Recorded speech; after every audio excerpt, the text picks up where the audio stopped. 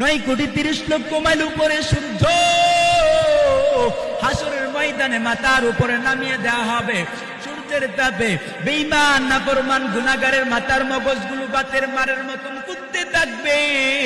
অপরদিকে জাহান্নামের আওয়াজ, ও দয়ার মালিক, গুনাহগারগুলোকে আমার পেটের ভিতর দেয়া দাও।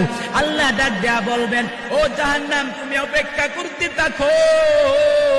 জাহান্নাম বলবেন, ও আল্লাহ, আপনি তো আমাকে কথা দিয়েছিলেন জাহান্নামীগুলোকে আমার পেটের ভিতরে দিবেন। ও দয়ার মালিক, আমি আর শো করতে পারতেছি না, আমি অনেক দিন ধরে ক্ষুধার্ত।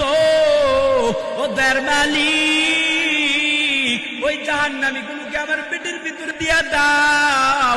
আল্লাহ তখন বলবেন, অপেক্ষা কর। ওই জাহান্নাম অপেক্ষা করবে না। আল্লাহ রব্বুল আলামিন ফেরেশতাদেরকে বলবেন, ও ফেরেশতার দল, ওই জাহান্নামকে শিকল দিয়ে আটকে রাখ। ওই জাহান্নামকে শিকল দিয়ে আটকানোর পর জাহান্নাম ওই শিকলটাকে চিরে চলে আসবে ওই জাহান্নাম জাহান্নামীদেরকে ধরার জন্য।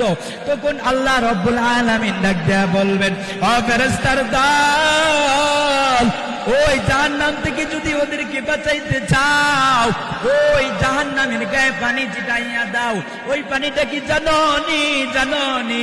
ওই পানিটা কোনো পুকুরের, দুনিয়ার কোনো পুকুরের পানি না, সমুদ্রের